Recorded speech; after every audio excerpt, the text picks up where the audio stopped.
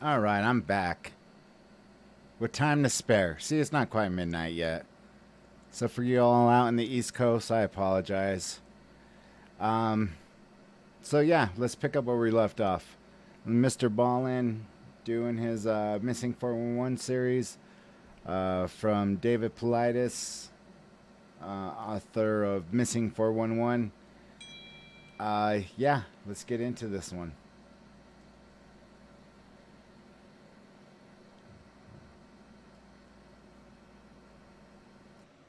All right. So let's get into it. Part 21, Missing 411. Or excuse me, part 20. I'm sorry, part 20, right? Yeah, it is part 20. Every year, hundreds of people go missing under baffling conditions in the woods of North America. One former police detective named David Plaidues has investigated thousands of these strange disappearances, and he documents what he finds in his incredible book series called Missing 411. Today, we're going to look at 3 cases from the Missing 411 that might shed a light on what's behind all these strange disappearances. But before we get into today's stories, if you're a fan of the strange, dark, and mysterious delivered in story format, then you've come to the right channel, because that's all we do, and we upload 3, 4, even 5 times every week. So if that's of interest to you, please go to the like button's house on a really hot day and ask them to get you a cold drink. While they're away, hide a large raw salmon in their haze. While they're away, hide a large raw salmon. I can feel it. I can feel it coming on. While they're away, hide a large raw salmon in the AC vent. Also, please subscribe to our channel and turn on all notifications so you don't miss any of our weekly uploads. All right, let's get into today's stories.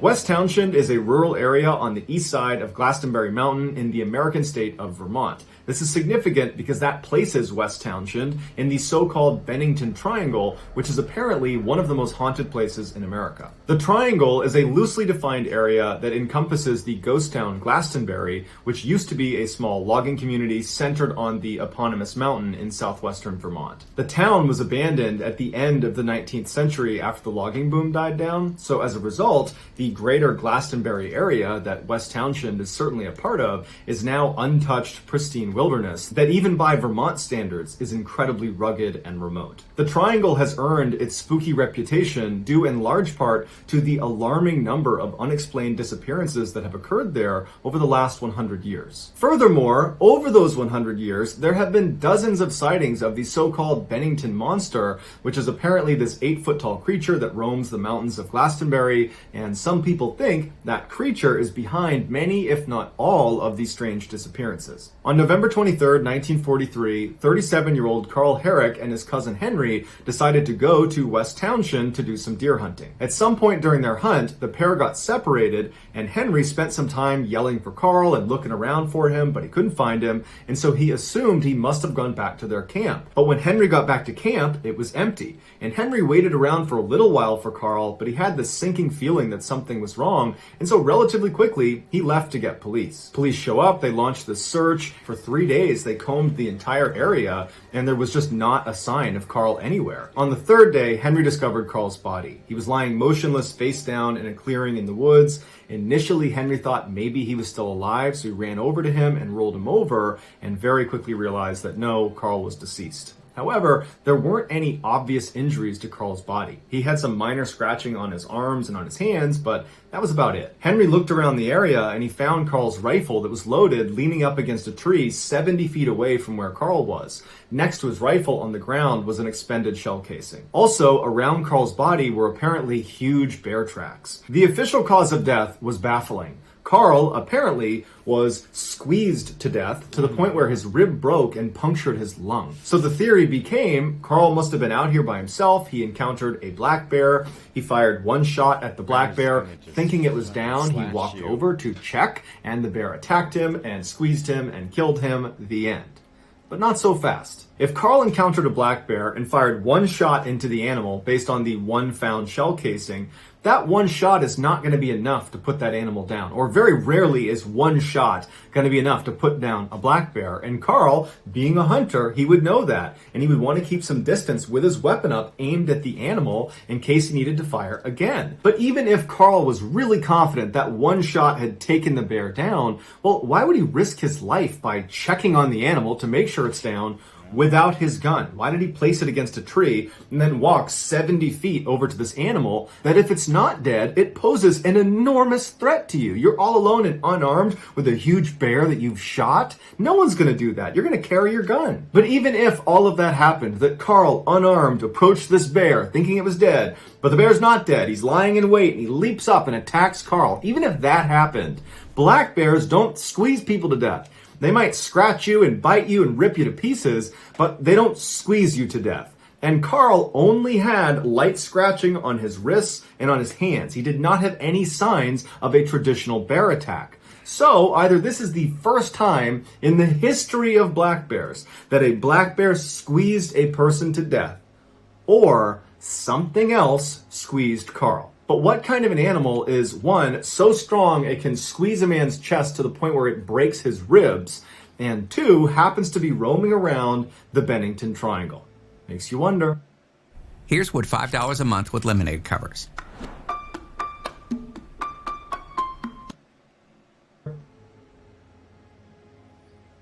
Ape Canyon is a gorge on the southeast portion of Mount St. Helens in the American state of Washington. The canyon is so named after a group of miners alleged that ape men, aka Bigfoot, attacked their cabin there in 1924. And if you want to learn more about that specific event, I covered it on my YouTube channel in an earlier video. It's right here. It's called Scariest Bigfoot Attacks, and I'll also include a link in the description. And while some people believe there are literally ape men running around this gorge on Mount St. Helens, there's never been a confirmed sighting. However, there was an event in 1950 that forced the general public to come to terms with the idea that there could be ape men running around Ape Canyon, or at least a large predator somewhere out there. In 1950, 32-year-old Jim Carter was a member of the National Ski Patrol at a ski area called the Milwaukee Bowl, which is in the state of Washington. Like everybody else on the ski patrol, Jim was a highly skilled skier and mountaineer. In May of that year, Jim was a part of a 20-person climbing party from Seattle, Washington. Their plan was to go to Mount St. Helens, hike up above the tree line, pick a spot, and then ski back down again. So the group arrives at Mount St. Helens, they hike up the mountain, they reach the spot where they want to ski down from,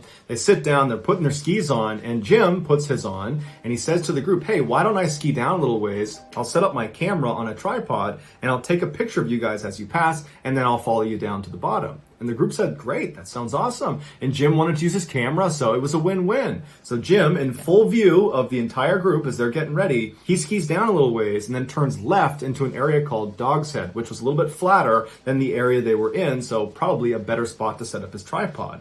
But as soon as he turned left into that area, he was out of view of the main group. So after a few minutes, as the group is getting their stuff on, they took a little bit longer because they're trying to time it so they all leave at the same time because they want to get this picture all at once. And so they take a little bit extra time, they're all ready, and then finally they head down and they make that left. They're going to pass by Dog's Head specifically so Jim can take their picture. But when they bank around the corner, Jim's not there. And so they're looking around and they're saying to each other, did he tell us he was going somewhere else? Because it seemed an awful lot like he was going to Dog's Head, but obviously he's not here. And so someone said, well, maybe he got annoyed with us because we were taking so long to get ready up there and he just already went to the bottom. And so they agreed that's what he did. And so they got back together again and they headed down to the bottom. But when they got to the bottom, Jim wasn't there. And so they sat there for a few extra minutes looking up at the mountain, and they're kind of scanning down at the bottom and they're looking all over the place, but there's no sign of Jim. And so the group started to get really worried and they contacted authorities. When the first search team arrived, they went up to the area where the group thought Jim had been setting up at Dog's Head. And as they were looking around, all they could find was this discarded film box. So not any film or camera inside, just a box that would have held the film. It was kind of buried in the snow. Near this film box, they found found Jim Carter's ski tracks, and they were not angled south towards the bottom of the mountain where the whole ski group had gone. They were angled east towards Ape Canyon. And they followed Jim's tracks, and they said they never deviated. They were total straight lines, like he was not trying to slow down. In fact, he was trying to go as fast as he possibly could. And at some point, he began leaping over these huge ice crevasses that if you mistimed, it's a death sentence. You're going into the crevasse.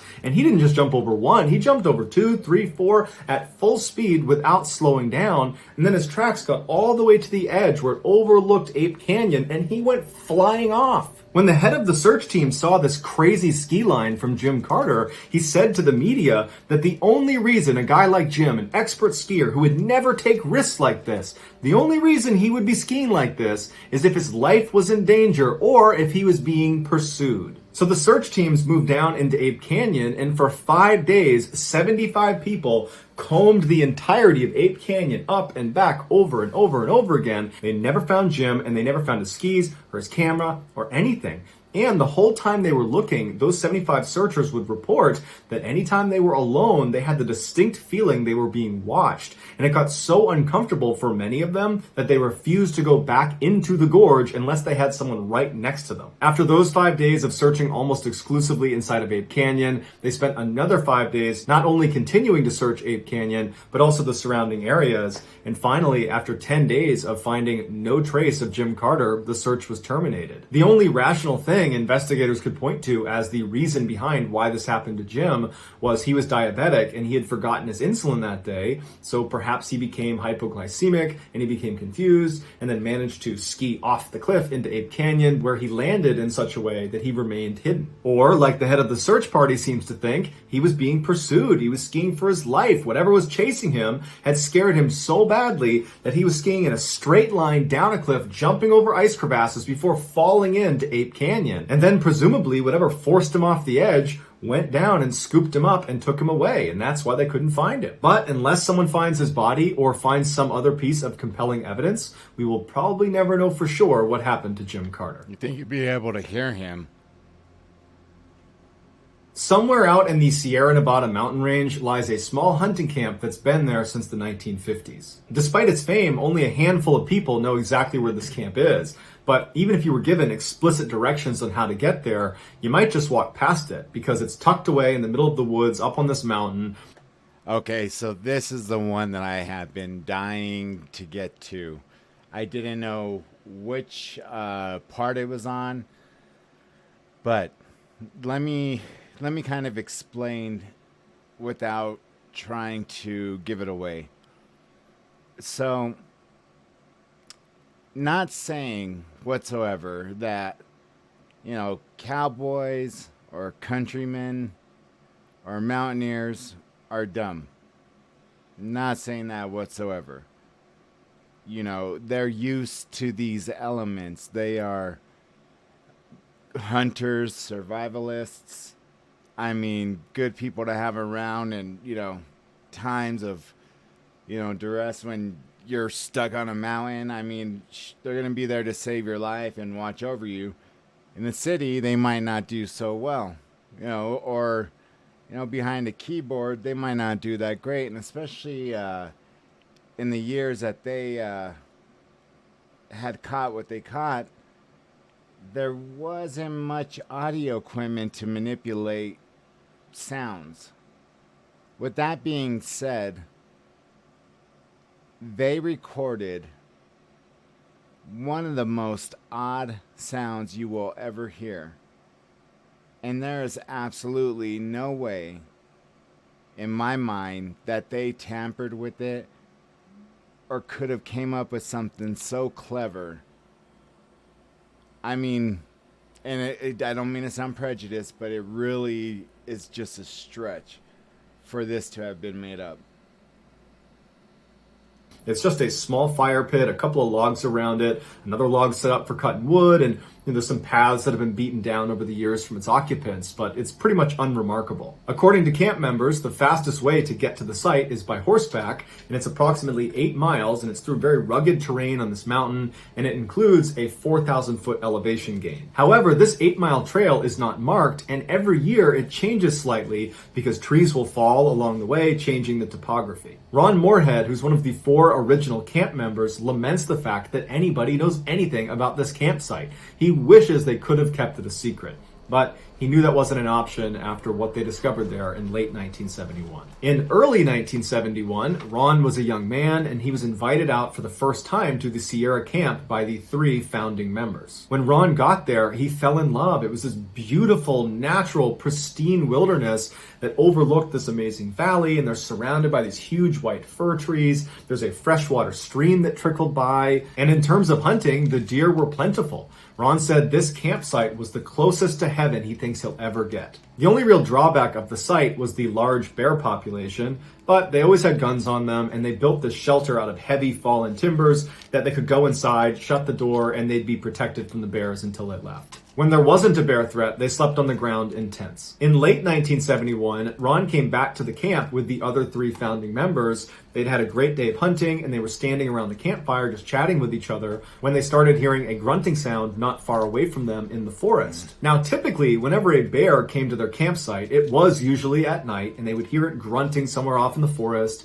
And as soon as they heard it, they would stop and they would listen to kind of confirm it was a bear. And if it was, they would go inside of their shelter and they would wait for it to leave. But this time, when they stopped to listen to confirm it was a bear, the sound they heard next was something they had never heard before. And it was so frightening, they almost fell over each other running to get inside of the shelter. It was like a whooping sound you would expect from an ape, except instead of a series of whoops like you would expect from an ape, it was one loud whoop, and then silence, and then another creature somewhere else made a responding whoop that sounded different than the first. There was at least 2 creatures that were basically speaking to each other out in the forest out of view. Ron would say, as these creatures were howling and whooping at each other out in the forest, the men were huddled around inside of the shelter looking at each other like, what is that? Has anybody heard that sound before? And nobody knew what it was. And after a little while, they heard these creatures running towards the camp. They were pretty well off, but they heard these heavy footsteps approaching. And so Ron and the others, they put themselves up against these slats inside of the shelter where they could look out in the direction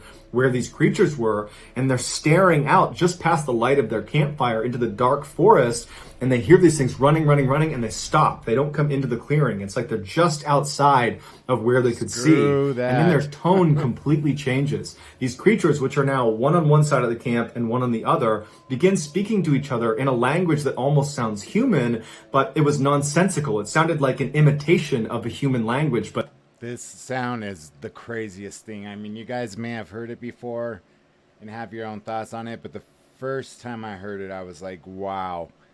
I mean, for somebody to make that up, it doesn't make sense to me.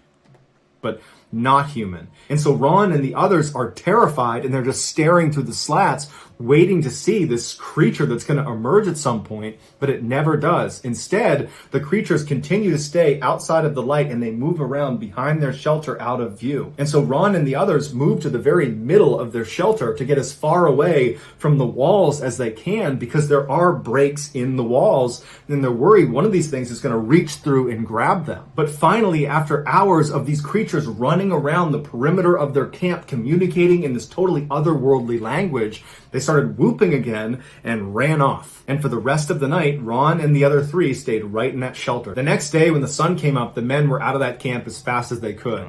These are hard, rugged men, and they were very shaken up by this experience. And they tried to talk about it, but there was just no way to describe what they were hearing and experiencing. And so they just decided they just wanted to get out of there as fast as possible, and they'll deal with this later. But as soon as they got out of the woods and back to their homes, they didn't talk about it anymore, except Ron became obsessed with whatever it was that was making that sound. He so desperately wanted to find out what it was. And so he convinced the other 3 members to come with him and go back to the campsite, except this time Ron was going to bring an audio recorder and he was going to try to capture some audio of these creatures. And so the 4 men went back to the campsite. They didn't even hunt that day. They stayed right near the campsite. They made this big fire and they're all just kind of nervously sitting there waiting, kind of hoping it happens and also hoping it doesn't happen. And at some point in the evening, Ron said he heard footsteps way out in the middle of the forest and they sounded like they were running towards the camp. The 4 men sprint inside the shelter, lock it behind them, and Ron turns on the audio recorder. Now, before you listen to this famous recording, here are its bona fides. After being recorded, Ron sent it to Dr. R. Lynn Curlin, who is a professor of electrical engineering at the University of Wyoming, and he and his team analyzed it, and they concluded that 1, it was unaltered, so it's not been edited, it's not been doctored in any way, it's an authentic audio recording. And 2, whatever was making the sounds could not have been a man, because their vocal range was dramatically higher and lower than that of a human's. The doctor said, based on average pitch and tract length, the creature that was making the sound most likely was between 7'3" and 8 feet tall. In addition to the Dr. Curlin examination, a cryptolinguist expert named Scott Nelson also pointed out that it would have been nearly impossible in 1971 for Ron or any of the other hunters to dub the sound of their voices, which are on the recording, over the sounds that these creatures were making. Because a couple times in the recording, you hear both sets of voices happening at once. That's something you couldn't have done in 1971. Despite numerous attempts to debunk this recording, it still stands as a legitimate, unedited recording. Although what they were recording is still a mystery. Crazy. Have a listen. Crazy.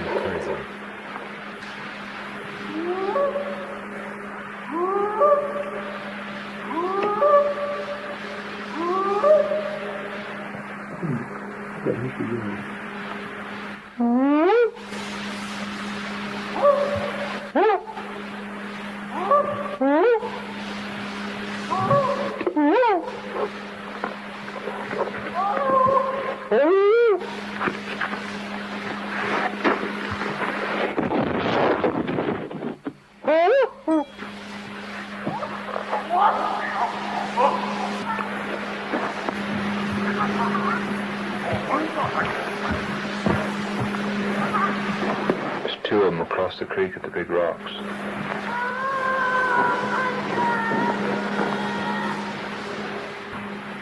It's a hard act to follow. It sounds like he talks to others and they talk to each other. Yeah.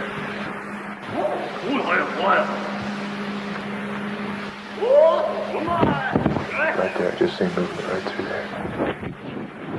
Shortly after That is completely nuts to me. Like,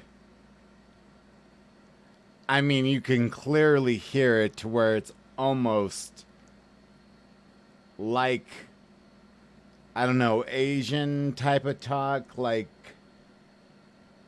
a dialect of, you know, something Asian, but I mean, it does sound humanish. It's crazy to me. I hope you guys don't mind, but I want to rewind it and just listen to that again, because that to me is like one of the craziest recordings.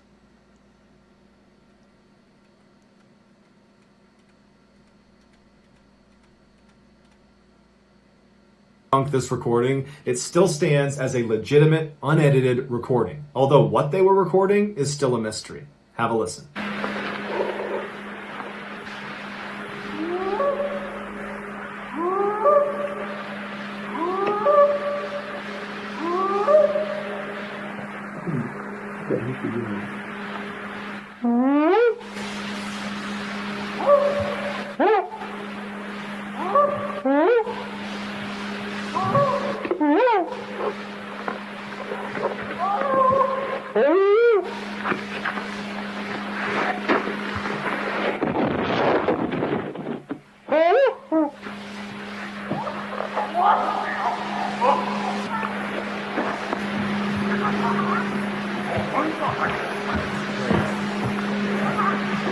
There's 2 of them across the creek at the big rocks.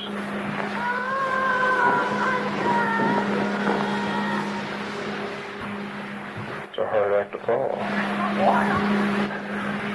It sounds like he talks to others and they talk to each other. Yeah.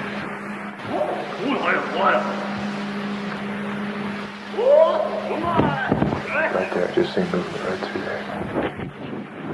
Shortly after this recording was made, Ron stopped hunting at this camp. However, over the years, he has gone back several times because he's obsessed with trying to find out what's out in the forest. But he says to this day, he still has no idea. So that's going to do it, guys. If you found the secret in today's video, let us know in the comments what it is and where you found it. So give us the timestamp. And if you're the first to do that, we'll pin you at the top of the comments section. If you enjoyed today's video and you haven't done this already, please go over to the like button's house on the next really hot day and ask them to get you a cold drink.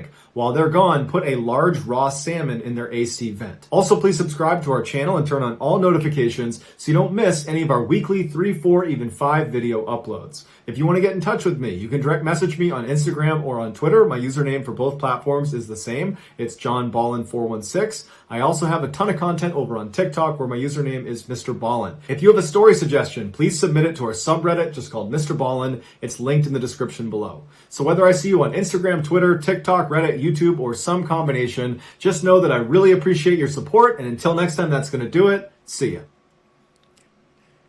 To me, that is one of the craziest sounds recorded, purported to be a Bigfoot. I mean, that is, you know, owning a cabin before it got burned down, I never have experienced anything like that, nor have I ever heard anything like that. You know, Grand Lake, ever since the fire, yeah, it's kind of become more, what's the right word I could use here? More abandoned. And I know, you know, some of the people that's, you know, stood around, you know, were there, have lived there their whole lives. The only time I ever heard of anything was my mom was telling me one time her and my stepfather had went and about the most popular place they have to eat there, because there's, you know, gift shops and restaurants and all that, but there's a really good pizza place there.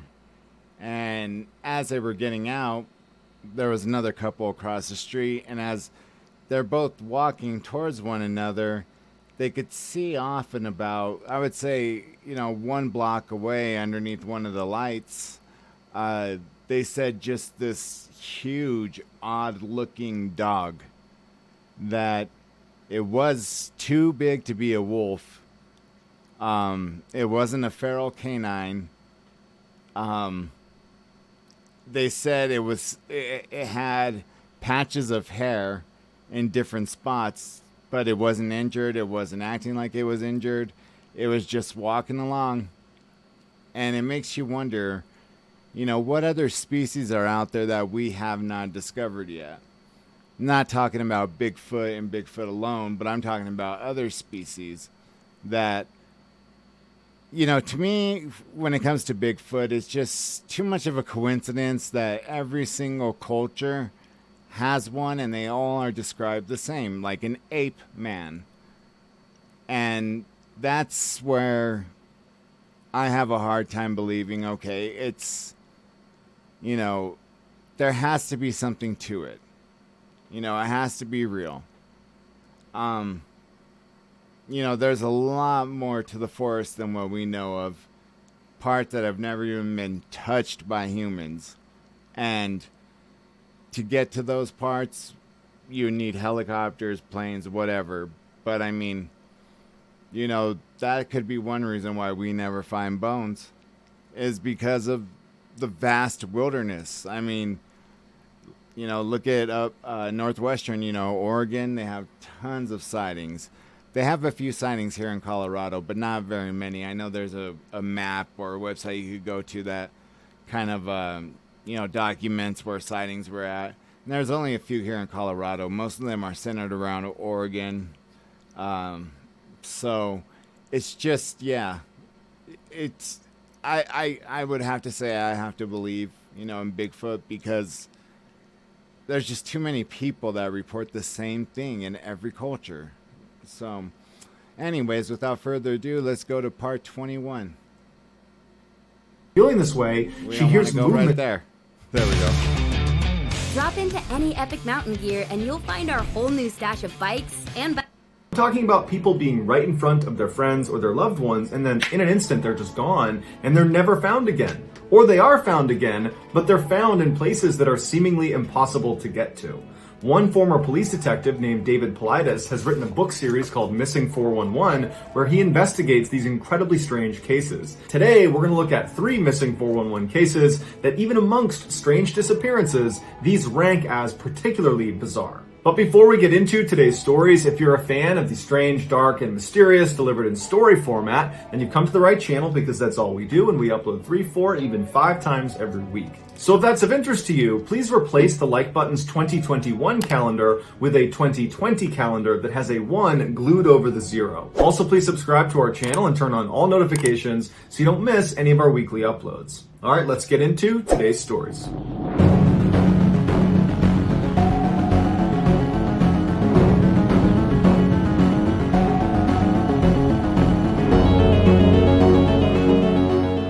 On June 16, 1946, 5 members of the Van Ulst family arrived at the Devil's Den State Park in western Arkansas to spend a week in a cabin they had rented. After getting unpacked, the father, along with his daughter, who was 8 years old, named Catherine, and her 2 older brothers, they headed down to the swimming area, which was this creek that led up to the side of a dam. Once they arrived at the creek, Catherine and her 2 brothers jumped in the water and started goofing around, and there were some other kids there they were playing with as well, and their father just sat on the edge to watch. Now, the swimming area had one really deep section that was right up against the dam wall that you were allowed to swim in, but the kids that were not strong swimmers tended to stay away from, and Catherine was not a great swimmer, and at one point she kind of drifted into the deep section, and her father didn't notice, and her 2 brothers didn't notice, but a woman who was staying at the campground, who the Van Ulst family didn't know, happened to be standing next to the edge of the water and saw Catherine struggling, and so she reached in and pulled her out, and Catherine was fine, and the woman told her, you gotta be more careful, you shouldn't be swimming in the deep end if you're not a strong swimmer,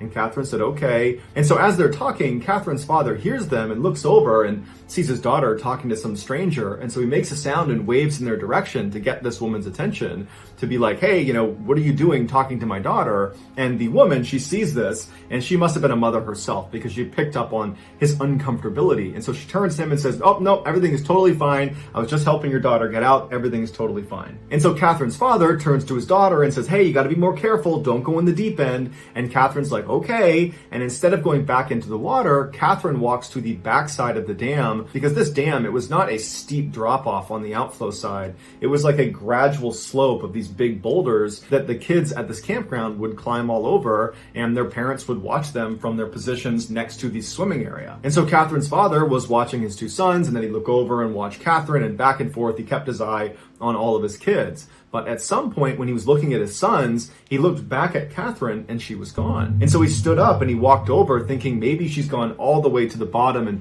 she's just out of sight because she's crouched down or something. But when he got to the edge and looked down, she wasn't down there. And so he's looking all around and he's thinking to himself, this isn't possible. I just saw her on the rocks like seconds ago. Where could she have gone? And so he looks at his sons who are still in the swimming area and he says, hey, have you seen Catherine? And they're like, no, we haven't seen her. And then he turns to the woman that had previously pulled Catherine out of the water and he says, have you seen my daughter? And she said, no, the last I saw her, she was on the rocks. I don't know where she went. And so before long, Catherine's father is screaming for Catherine. He's enlisted the help of everybody at this campground that's in the vicinity to go look for his daughter. There are people jumping into the swimming area up top. There are people jumping into the swimming area on the backside of the dam. I mean, the whole area is getting searched and there's no sign of this girl. And after about an hour of looking, Catherine's father went and got police. After 2 days of searching the very thick forest that surrounded this dam and finding no trace of Catherine, authorities decided it was far more likely she had drowned either above or below the dam than it was that she wandered off into the woods, considering where she was last seen. And so they shifted focus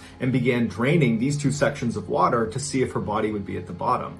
But when they were drained, she wasn't there.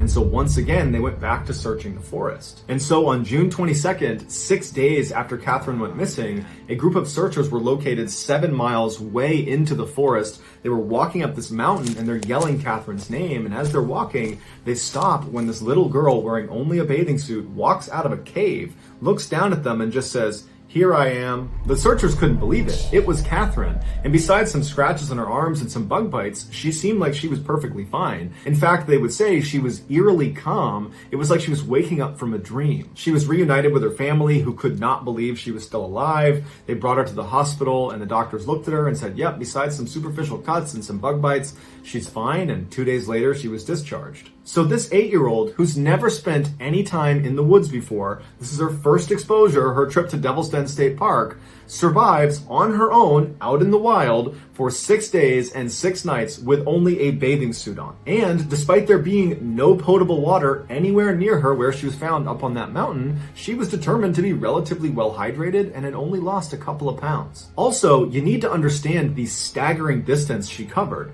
because while she was found 7 miles away from where she went missing, that's as the crow flies. That's what you see on a map, those 7 miles. In the wild, you don't walk perfectly straight lines. There's too many obstructions, there's mountains, there's trees, there's all sorts of reasons that you end up zigging and zagging to wherever you're going. And so rescuers believe the minimum real distance she would have covered to get up to that cave was about 30 miles. And she did it barefoot. Catherine defied every search and rescue model for 8-year-olds that get lost in the wild. She was way outside the boundaries of what anybody would expect. Basically, she should have died. When authorities asked her, how did you do this? She said, I don't know. I don't remember how I got lost in the first place. I only remember sleeping on warm grass the first night. And then her next memory is waking up inside of a cave on day 6. She has no idea what happened between day 1 and day 6 when she traveled those 30 miles and somehow subsisted on some water source and some food source. While some say this is just a really weird case where she got very, very lucky,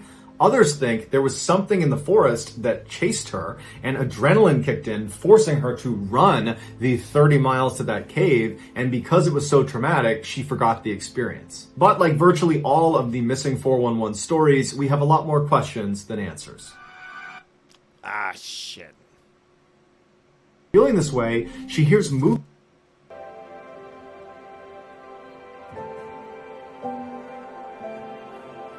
searched, and there's no sign of this girl. And after about an hour of looking, Catherine's father went and got police. After 2 days of bites, she seemed like she was perfect, because while she was found 7 miles away the first night, and then her next memory is waking up inside of a cave on day 6. She has no idea what happened between day 1 and day 6 when she traveled those 30 miles and somehow subsisted on some water source and some food source. While some say this is just a really weird case where she got very, very lucky, others think there was something in the forest that chased her and adrenaline kicked in, forcing her to run the 30 miles to that cave, and because it was so traumatic, she forgot the experience. But like virtually all of the missing 411 stories, we have a lot more questions than answers.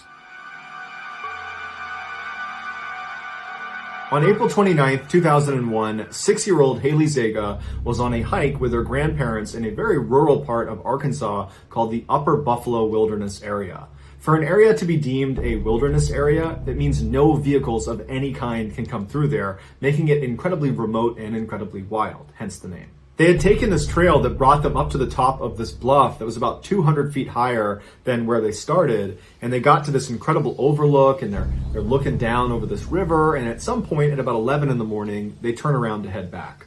On the return trip, by about 11:30, they're making their way down, and Haley spots a waterfall that's off the side of the path, and she wants to go to it. She asks her grandparents, can we go check out this waterfall? And the grandparents kind of scope it out, and it seemed like the only way they could get down to view this waterfall would be by literally climbing a tree and descending over this cliff, and it was something that the grandparents just did not feel comfortable letting their granddaughter do, and so they told Haley, no, we need to keep going, we're not going to go check out that waterfall.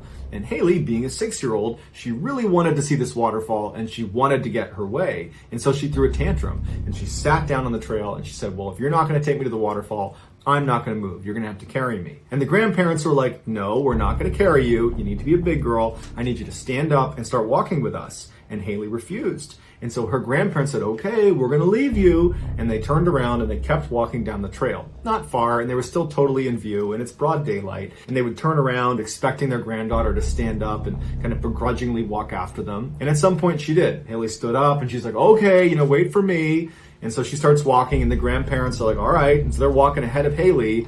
And as they're walking, Haley would just slow down more and more and more, and her grandparents could tell she was doing this. She was just trying to be frustrating, and she was intentionally trying to take as long as she could. But the grandparents made sure they kept her in their view. So they would walk a little ways and turn, and she'd be right there. They'd walk a little ways, they'd turn, and she'd be right there, over and over again. And then at some point when they turned, she wasn't there. And so the grandparents immediately run back up, and they're looking around for Haley, thinking she probably darted behind a tree to hide because she wants, to be a little bit more frustrating for them. And so they're kind of looking for her. They're not that worried yet. They start yelling for her, saying, come on, we do got to leave. You got to come out. We got to go. But there was no word from Haley. It was just silence, and she was just totally gone. And for the next 90 minutes, the grandparents just ran all up and down this trail screaming for Haley, and they never found her. And so they ran down and they called police. The largest search and rescue mission in the history of Arkansas was launched for Haley Zega. It included hundreds of searchers on the ground, including 8 dog teams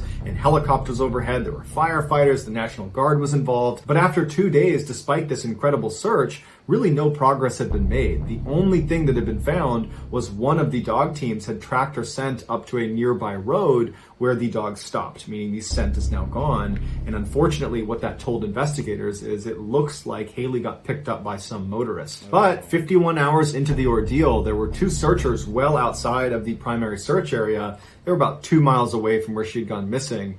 They spotted her. She was sitting next to this brook with her feet dangling in the water. And when she saw them, she kind of waved and they said, "Are you Haley Zega?" And she said, "Yeah."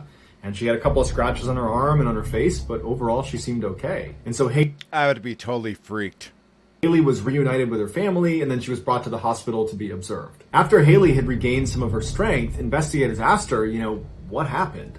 And she said that she was walking behind her grandparents and that she looked down. And then when she looked up again, not only were her grandparents gone, but she was looking at this wall of trees. Like she was not on the trail anymore. She didn't know where she was. And since she was only 6 years old, she didn't stop and look around or yell. Instead, she just kept walking in this direction that she didn't recognize. And she walked and walked and walked, and she never found the trail again. She said pretty soon it got dark and she slept on top of that bluff. And then the next day when the sun came up, she walked down the bluff and she made it to the river. And then she walked along the river until she found a cave where she slept for the second night. And then the next day when she got up, she was found. After she gave this explanation, investigators had a lot of questions. Like, if you were sleeping up on the bluff on that first night, then why couldn't the helicopter see you? Because that's all they were doing, was flying over the bluff, and they had thermal imaging. They could have very easily picked you up. And so they asked her, are you sure that's where you were? And she said, yeah, that's where Alicia told me to stay. And they were like, who's Alicia? And she said, oh, she's my imaginary friend. I met her on the bluff. And so immediately the investigators and the parents are like, okay, she's clearly coping with this traumatic event by creating this imaginary friend. And so they don't ask any more questions about the imaginary friend. Instead, they continue to ask questions about basically how she got from where she was lost to where she was found. And they say, okay, Haley, how did you get down the bluffs? Because there's only one way down, and it can be hard to find, especially if you're off the trail. And Haley said, well, Alicia brought me to a trail, and she led me down the bluffs. And she stood in front of me and made sure that I didn't fall forward. And so her parents and the investigators are now starting to think, maybe this isn't an imaginary friend if this person is right in front of her kind of propping her up. And so they asked Haley, can you describe what Alicia looks like? And Haley said, sure. She has black hair, brown eyes. She's a little bit shorter than me. She's 4 years old. She likes to tell jokes and she likes to sing songs. And then Haley began singing songs that she had learned from Alicia and began telling jokes she had learned from Alicia. Even though Haley was giving this vivid description of this 4-year-old girl named Alicia running around the bluffs, it just couldn't be possible. And so Haley's parents and the investigators went back to treating Alicia as just an imaginary friend. I think I know where this one is going, and tell me you would not be scared out of your mind if your daughter or your child is telling you this. Because I bet you any money she encounters some type of spirit of this little girl or something. I mean, it's not hard to see where it's going. And I'd be like, yeah, I think we're going to go ahead and put you in a hospital where they watch over you. And we love you and we'll see you in a year or two. and just a simple coping mechanism. And so the investigators went back to just doing their interview with Haley. They got all the information about how she got from the bluffs down to the river as much as they could. And then because Haley was fine, they said, okay, you're good. See you later. Now, Haley's case was a really big deal and it was all over the news, especially after she was found. And so her interview where she said this imaginary friend named Alicia had assisted her in getting down the bluffs and had basically taken care of her, that was put in print. And after it was published, there were some readers that realized there was another little girl who had gone missing in the exact same spot as Haley 23 years earlier. She was 4 years old, she had black hair, brown eyes, her name was Alana, and she had died on those bluffs. After this connection was made, it got national media attention because suddenly news outlets were saying this imaginary friend was actually Alana and that she was Haley's guardian angel. In fact, Haley was brought on Dateline to talk about her imaginary friend. This year, Haley, who's now 25 years old, posted a video to her YouTube channel where she tells her story of what happened over those 51 hours she was gone. And in the story, she talks about her imaginary friend. And she says, before Alicia, I never had an imaginary friend, and afterwards, I never had an imaginary friend. But at the time, Alicia was very real to me, and I don't know who or what she was, but she saved my life. I was noticing a lot of hair loss. Started being known as car ain't got no roof. Definitely looked like a... In September of 2012, 53-year-old Linda Ortega went to visit her brother, Eddie Huff, in St. Joe, Arkansas. St. Joe is a very rural part of Arkansas, and it's about a mile away from the Buffalo River National Park. The park is thickly forested and mountainous, and there's hundreds of small water bodies that are strewn throughout. On Saturday, September 22nd, Linda and Eddie decided to go for a walk in the park because Eddie apparently had heard of some great fishing spot, and he wanted to go find it. In searching for the spot, they stepped off of the trail and got turned around. Now they realized they got turned around, but it's broad daylight and they figured, okay, we'll find the trail soon. But as the sun was setting, they had still not found the trail and they realized they were badly lost. Then some very strange things happened that we only have a marginal understanding of. What we know is the brother and sister were together on that first day they went missing. We know they were together the following day on Sunday, still looking around for a way out of the park, but still at the end of the day were lost. Then the next day, on Monday, we know the pair separated because Eddie re-emerged out of the park, hopped in his car like nothing was going on, drove back to his house, walked inside, and his family's like, where have you been? You've been missing. We've been calling you. Where have you been? And where's Linda? And he's like, oh, everything's fine. I dropped Linda off at a relative's house. She's fine too. And his family's looking at him like, do you not understand that you've been missing for like 3 days here? And he was just trying to tell them that everything was fine. But as they asked him more questions about specifically what were you doing? Specifically, how did you get lost? Specifically, what time did you drop Linda off? Tell us all the details. As they did that, Eddie started to realize that, oh my goodness, I actually don't know what happened. And so his family called this relative that Eddie had claimed he dropped Linda off at. And when the relative picked up, they said, no, we don't have Linda here. I've not spoken to Eddie and I've not spoken to Linda. And so the family turns back to Eddie and they're like, where's Linda? And Eddie just said, I have no idea. And so the family contacts police and a search is launched for Linda. And they look all over this park for days and days and there's no sign of Linda. And people are starting to get really worried about her. And then on Thursday, so 3 days after Eddie had reemerged from the park and 5 days after they had originally gone missing, some searchers that were on ATVs were about 2 miles away from the entrance of the park in this very thick area. And they found Linda, and she was alive. And initially, just like her brother Eddie, she really had no idea what was going on. She said she didn't understand how she got where she was, and she was just really confused. And so they brought her back to the hospital, and they put her under doctor's care, and she ended up being fine. But as she's laying in the hospital, she starts kind of coming to, and her memories start flooding back. And she tells this story of what happened to her, and it's unbelievable. She said she and Eddie went into the park to find that fishing spot, and at some point they stepped off the trail thinking they were going to find it, but they didn't. They got turned around, they were lost, and they were confident they were going to find the trail and get out the same day, but they didn't. And so the sun went down and they were forced to sleep out in the wild.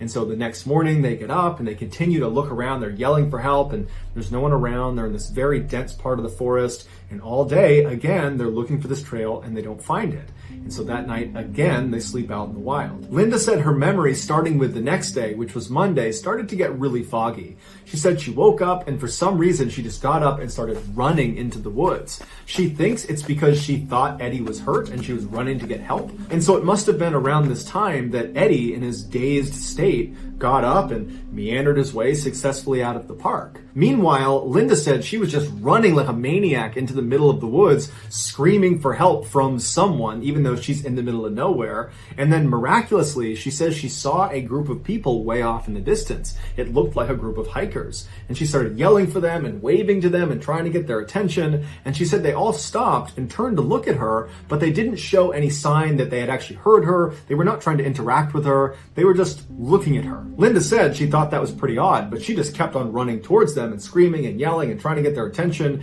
And she said when she got about 100 meters away from them, instead of them reciprocating waves or making a sound, they all ducked behind trees like they were trying to hide from Linda. Linda said this was the first time she felt really unsettled by what was happening, but she was desperate. She needed help, and so she just kept walking towards them. And she got to about 50 meters away when they all poked their heads out and looked out at her and then poked their heads back. Like they were not trying to interact with her. And Linda said she felt really scared and stopped and began backpedaling away from this weird group of people that are hiding behind trees. And so while keeping her eyes on the general area where she knew they were hiding, she backpedaled all the way back to about 100 to maybe 150 meters away again. And this group came out from behind the trees and continued to stare at Linda. Linda said at this point she was terrified. She didn't know who or what those things were, but they were not there to help her. And then she said her memory got really foggy because all of a sudden her next memory is her laying on the ground in this pitch black forest. Her brother's not near her and she's hearing footsteps and she believes it's this group of people or things that are walking towards her, but it's so dark she can't see anything. And she said all night she heard the sounds of these people or things walking around the perimeter of where she was laying, totally exposed in the middle of the forest. Linda said her memories from this point until she was rescued are all mixed together. But she said she had one memory that really stood out to her because it was so terrifying. She said on one of the last mornings she was out there, she woke up, she was laying on the ground, she opens her eyes, and it was still dark, but the sun was starting to come up. And so there was enough light that she could begin to make out the layout of the forest. And so she sat up and immediately got the sense that she was being watched, but she didn't know by who or from where it was coming. She just had this intuitive sense that she was being watched. And as she's feeling this way, she hears movement coming off to her right, and she turns, and standing next to a tree about maybe 20 meters away is this dark silhouette of a man who's just staring at her. He's got no features. He's just this shadowy figure. And so she's horrified. And then she realizes there's another one. And she looks at that one and realizes there's another one and another one and another one. They're all around her. They're all around her looking in, these dark, shadowy figures. And she's so scared. And as she's looking around at all of them, it seems like they registered that she sees them. And at that point, they all turned and start running into the forest in all different directions. She said after that, she has no idea the sequence of events or what happened. All she knows is that the whole time she was out there, she was scared. She felt like there were people watching her in the woods. And then at some point, rescuers showed up and she was saved. Linda's totally crazy account of what happened, combined with Eddie's bizarre behavior, totally baffled investigators. They really didn't know what to make of this. How did Eddie find his way out again? And why did he think Linda was at a relative's house? And who were the people Linda was seeing? And why can't either of them remember 90% of the experience? One theory is they must have eaten berries or some other food item that had hallucinogenic properties, and they were literally just hallucinating the whole time. However, if you follow along with David Plaidues' missing 411 phenomenon, or if you watch some of the videos on this channel about the missing 411, then you know there are lots of other examples of people that go missing in the woods of North America that never ingest any food or any liquid, so there's no hallucinogen in their system, and they still have similar experiences to what Linda and Eddie did. So how do you explain that? So that's going to do it, guys. If you found the secret in today... That... yeah, if... excuse me, if I seen something, you know, hiding behind a tree, and multiple things hiding behind a tree, I am hauling ass the opposite way.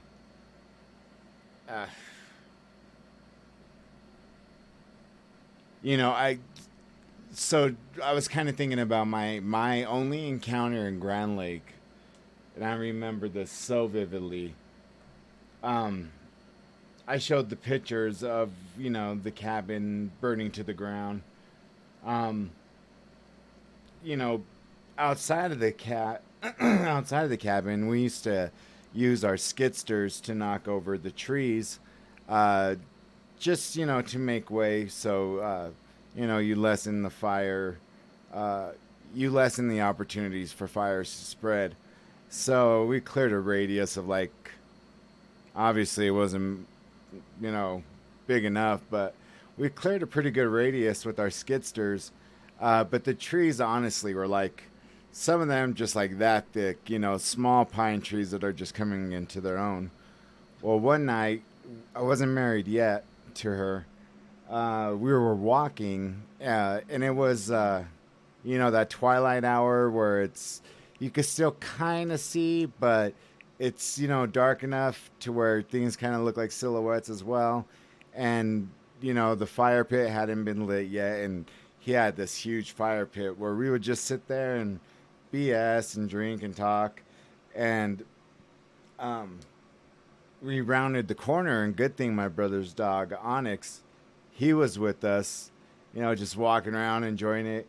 And he starts barking, like going crazy. And I'm like, what's wrong? And I look to the side, and I hear just a hoof. And then I see a hoof dig its foot like back into the ground. And I look up, and it's a huge bull moose. I mean, this fucker was huge. And I grabbed my ex, and I put her behind me. I said, God, please let this dog scare this fucking moose off, because if this thing charges, we're dead. I mean, it would snap those trees like toothpicks. And sure enough, the dog scared off the moose. And the moose was technically right like up against the house, against the cabin. I was like, oh my God. I'm like, we just escaped death. I'm like, more people get killed from getting gored from, deer or, getting trampled by moose than bear attacks.